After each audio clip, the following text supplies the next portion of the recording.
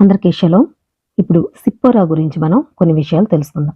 ఇత్రో కుమార్తె సిప్పోరా తన చక్కటి వ్యక్తిత్వం మరియు అందానికి ప్రసిద్ధి చెందింది. ఆమె తన తండ్రి మరియు 6 సోదరీమణులతో నివసించింది. మిద్యానులో ప్రజలు తరచుగా సిప్పోరా దయ మరియు జ్ఞానం గురించి మాట్లాడుకునేవారు. ఇత్రో కుమార్తె అయిన సిప్పోరాను వివాహం చేసుకోవడానికి అతని యొద్దకు చాలామంది యువరాజులు చాలామంది రావడం అనేది జరిగింది. వారందరికీ ఇత్రో ఒకటే సమాధానం చెప్పడం అనేది జరిగింది. ఏమనంటే, నా తోటలో అద్భుతమైన కర్ర పెరుగుతుంది. మీ రాజకుమారులు దానిని భూమి నుండి తీస్తే సిప్పోరా మీదే అవుతుంది అని ఆయన చెప్పడం జరుగుతుంది. వారంతా ఆ తోటలోకి వెళ్ళి లక్షలాది రంగులు మరియు రంగులతో ఎండలో మెరుస్తున్న ఆ అద్భుతమైన కర్ర దగ్గరకు వెళ్ళడం జరుగుతుంది. భూమి నుండి కర్రను బయటకు తీయడానికి వారంతా చాలా ప్రయత్నాలు చేయడం అనేది జరుగుతుంది. కానీ ఆ ప్రయత్నాలు ఏమీ కూడా ఫలించలేదు.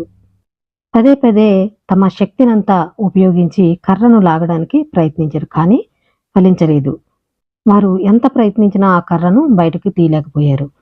రాజకుమారులందరూ ఎంతో ఆశతో రావడం అనేది జరిగింది. చివరికి వారు సిగ్గుపడి ఆశ్చర్యపడి వెళ్ళిపోవడం జరిగింది. సిప్పోరా తరచుగా తోటలోకి వెళ్ళి అద్భుతమైన కర్రను ఆరాధించేది మరియు తన భర్త ఎవరు అని ఆలోచిస్తూ ఉండేది.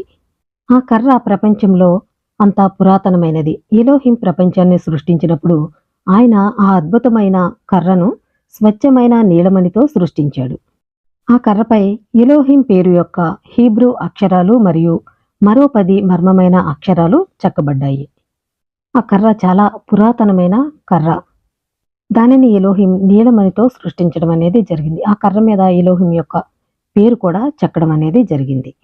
ఎలోహిం ఈ కర్రను ఆదాముకు ఇచ్చి దానితో ఏదైనా తోటలో నడవమని చెప్పడం కూడా